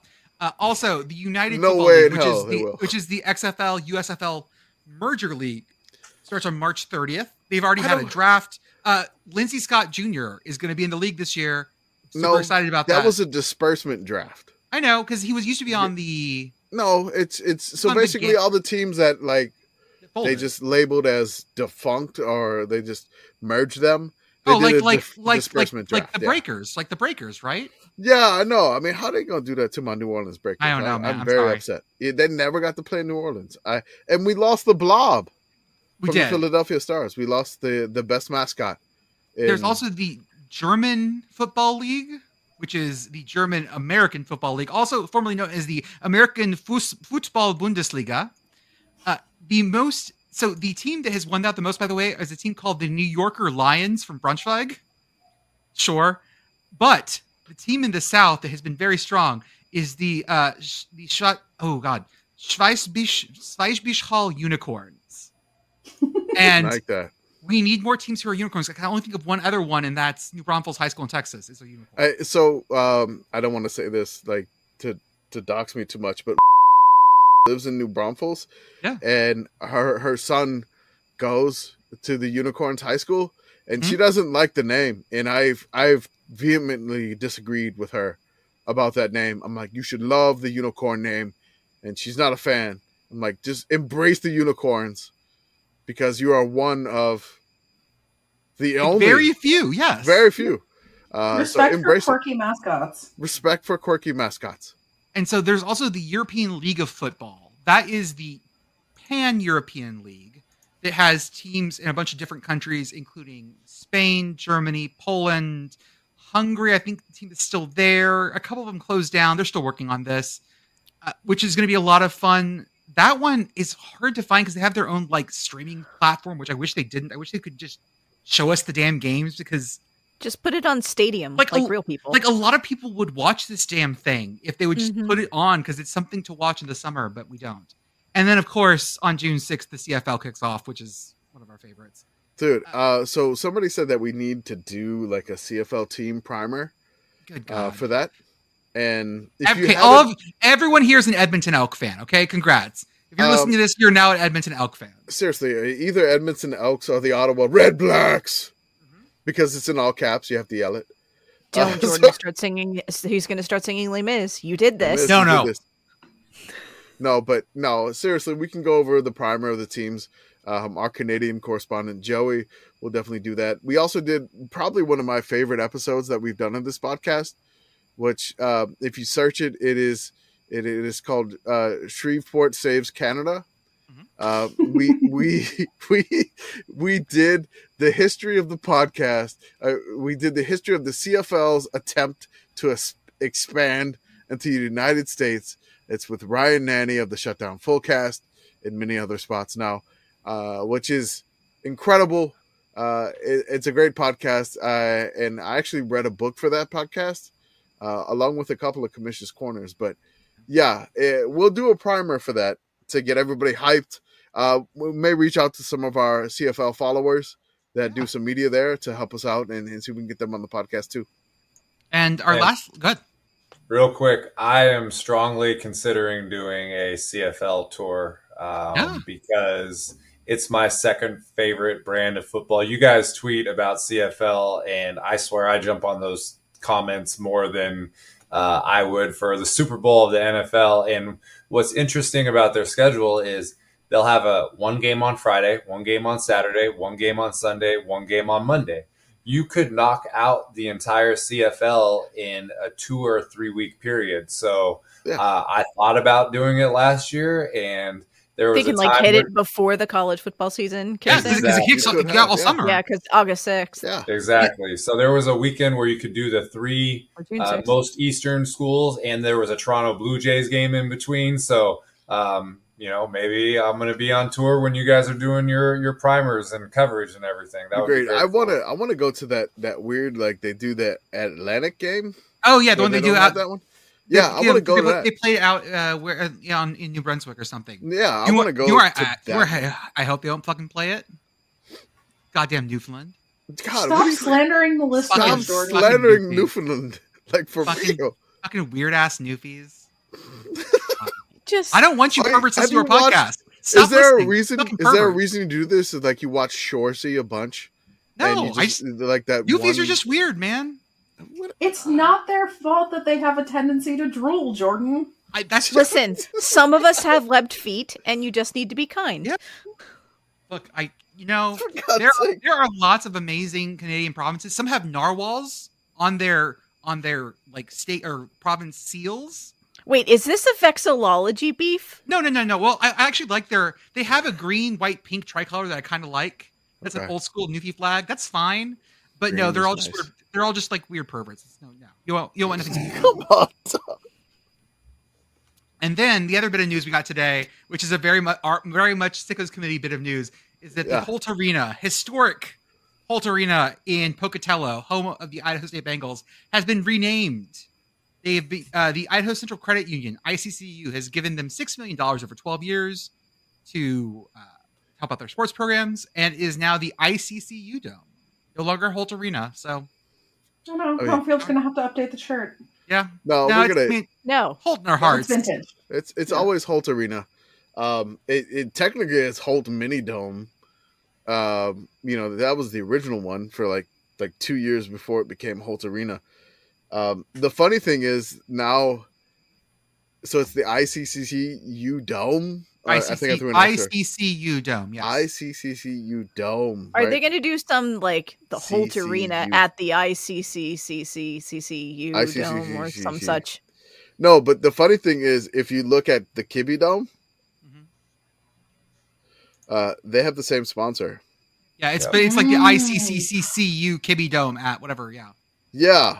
So, or they say like, I'm sorry, it is so. This is stoked the Idaho fires, and I love that there was like a couple of replies like, well, you mean to tell me the other school in Idaho has a weird dome too? And I was like, yes.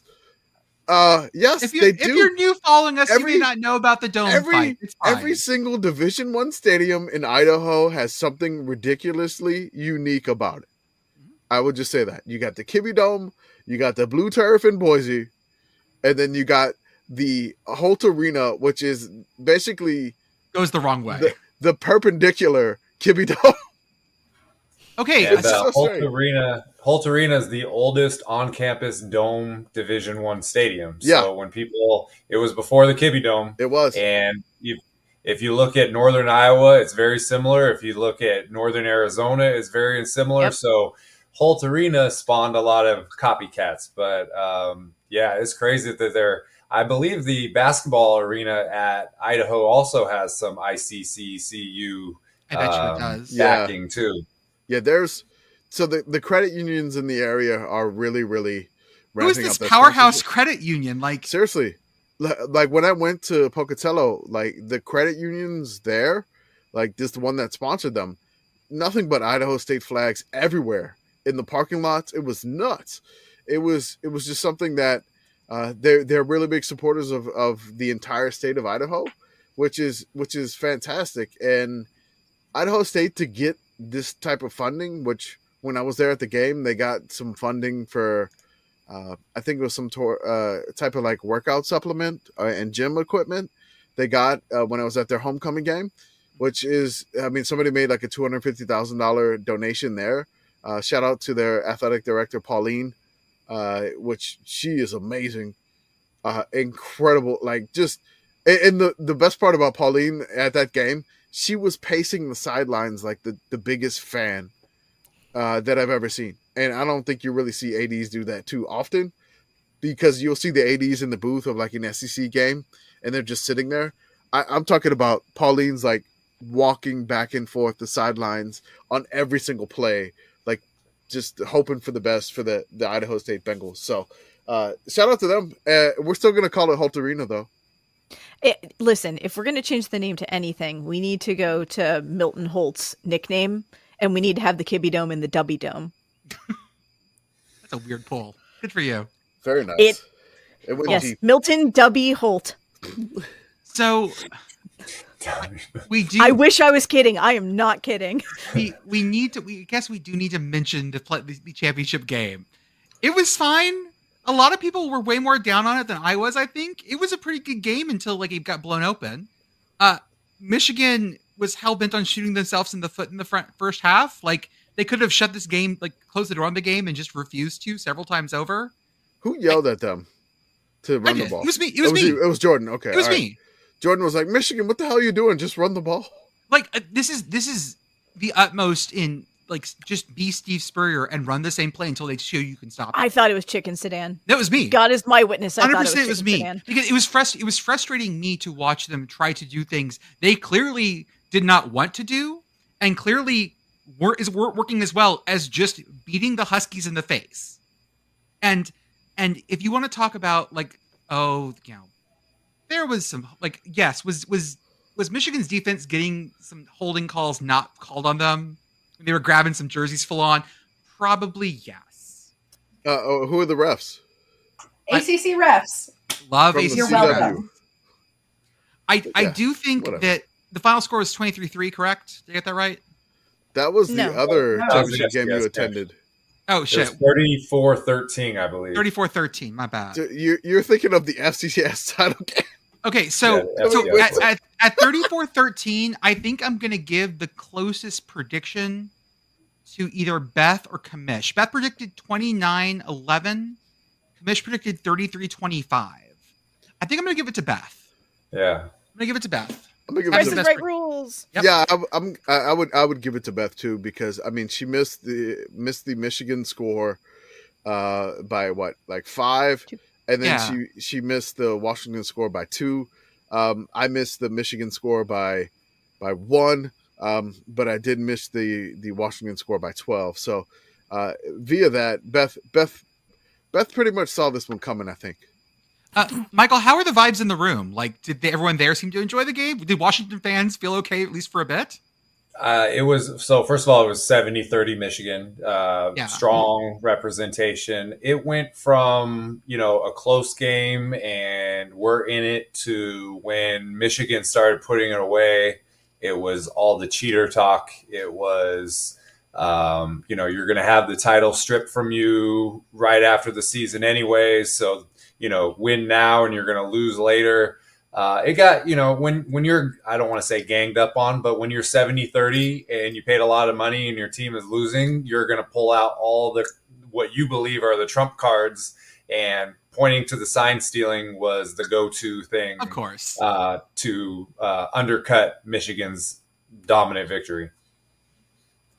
The Michigan fans, I assume, though, were having a great time through all that.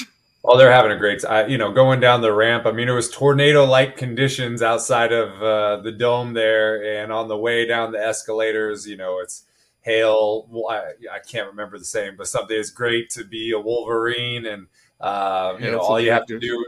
Exactly. Mm-hmm. So it was a celebration, and what was funny is when the game was over, they put on the scoreboard that we couldn't leave because there was lightning in the area. You are stuck here in Reliant. That's the absolute opposite of every bowl game I've ever been to, where it's just like, this game is over, get out. I love the thing that I said on the podcast on Sunday. I was like, open the roof for this game. And then it turned out to be like, no, keep the roof closed. The roof is still leaking.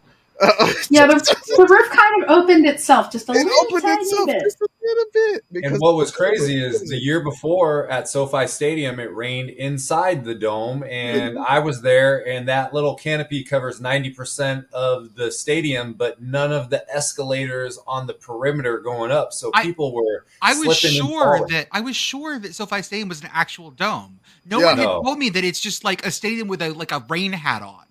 Well, it never rains in Southern California. So. Then why build the dome in the first place? I think they pictured September football in LA, and it was just going to be that beautiful light coming through, and it was never going to be any other type of condition. Well, December and January college football is a whole different ball game, but you have what the commission is saying. You have two, it's leaking in a dome, and then the year before it's raining in a dome. So.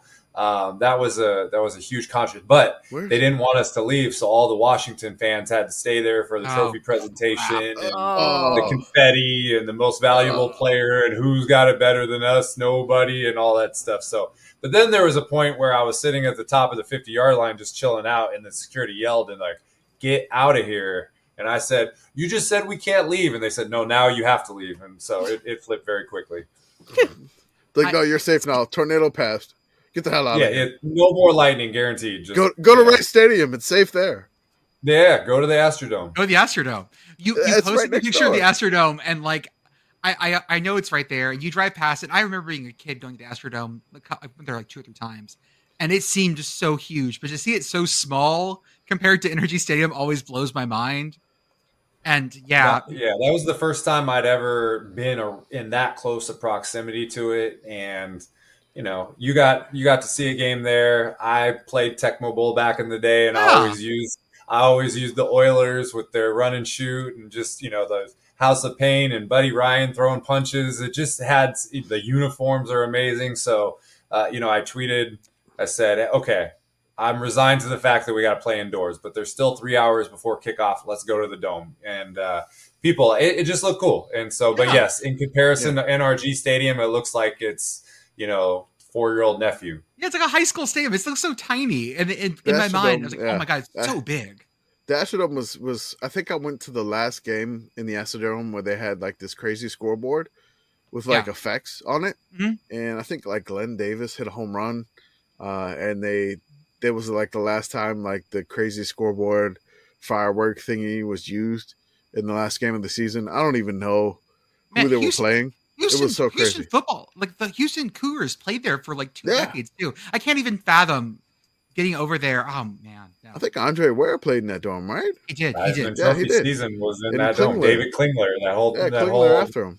Yeah, I think my manager at a restaurant in Monroe was a wide receiver for Houston at the time. He was like a slot receiver. His name was Marty. I forgot his last name though. But he was a slot receiver for Ware and Klingler.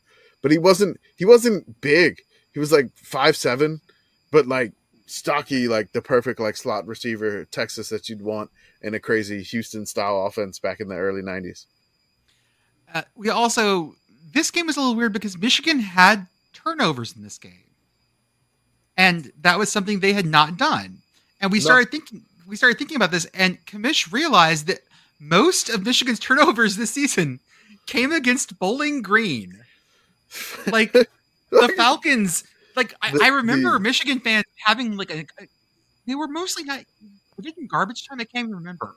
No, JJ McCarthy threw those interceptions. That's right. JJ McCarthy threw 3 INTs in the game against Bowling Green. They also fumbled a punt, I believe, or a kick return. Michigan fumbling a punt? Imagine that. Weird. It's crazy. So, like, the thing that I did the tweet. So Cole Kublik indicated that Michigan had 5 offensive turnovers. I looked at the Bowling Green game, and it showed 4 turnovers. So I was looking, and I was trying to figure out if there was a fumble. I was like, fine, let's just go with it. It's 4 turnovers for Bowling Green. Michigan fans. Sir. One of these were on special teams, and I was like, okay, my bad.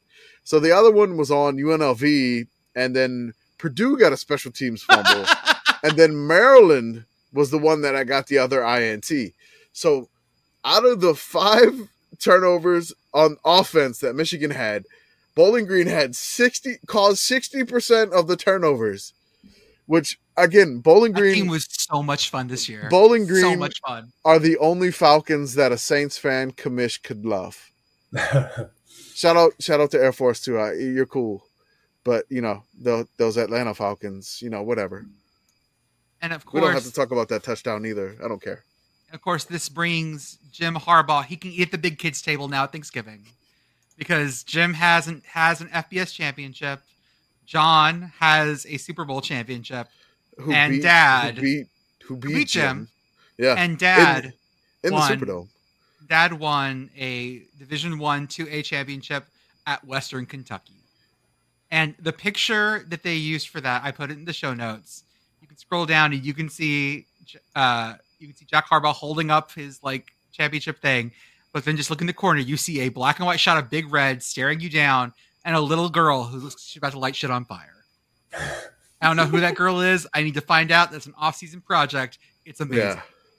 Somebody in the replies probably said that. But yeah, Big Red holding the girl. Are you the one that tweeted like this is like the last known photo of this girl? Yeah, I was like, this is like very unsolved mystery. Somebody said Big Red ate her.